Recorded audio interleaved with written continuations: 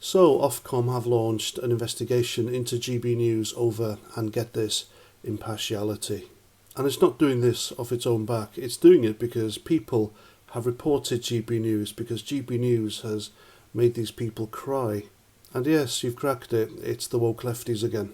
Because ever since GB News was launched not too long ago, it sent the woke lefties, the hysterical, shrieking, intolerant lot, into a massive meltdown. There have been numerous petitions online to get GB News cancelled, and it's the usual crap, isn't it?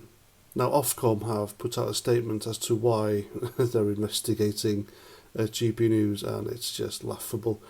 The first investigation concerns an episode of Friday Morning with Esther and Phil, and during the programme there were discussions about a range of issues, including relating to a teenager who was being sentenced for terrorism offences.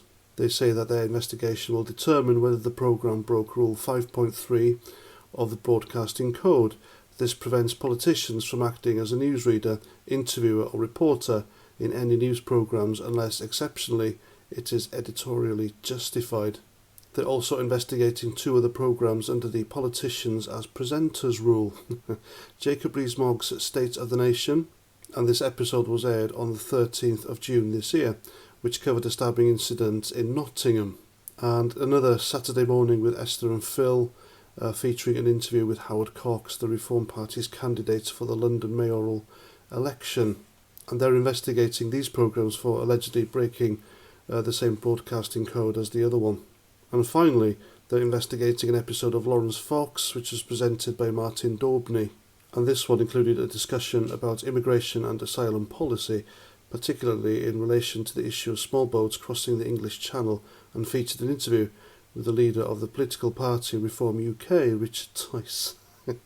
So, in a nutshell, somebody's complained to Ofcom that politicians, particularly right-wing politicians and conservative politicians, are presenting programmes on a news channel. Now, there are a few points here which makes Ofcom not very impartial. So to that end, who's going to investigate Ofcom for impartiality? First, every news outlet, newspaper and news programme has had a politician from either party presenting it at one time or another, particularly LBC in London. Now LBC is infested with left-wing bigotry. If ever there was a media programme in the UK that wasn't impartial, it's LBC. Particularly between 10 in the morning and 1 in the afternoon, you know who I'm talking about. And then you have Channel 4, another left-wing bigoted news channel. I can't remember Ofcom investigating Channel 4 when their uber left-wing presenter at the time, Jon Snow, reported live on air during a Brexit protest that he had never seen so many white people in one place at the same time. Now, had he said that about someone from an ethnic demographic, Ofcom would have shut Channel 4 down. And then we have the issue of politicians presenting news programmes, and you've got David Lammy on LBC. Why is it okay for David Lammy to present his own programme on LBC, and yet Jacob Rees-Mogg can't do the same on GB News? And then we have the BBC.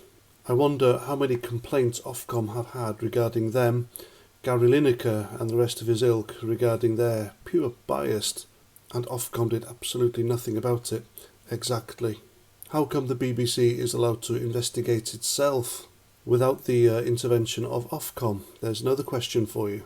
Now, GB News is exactly the same as Sky News, LBC, Talk TV, Channel 4, the BBC and ITV. They all have news programmes where they also have people giving their opinions, but the problem is the lefties don't like GB News presenters' opinions because it goes against the grain.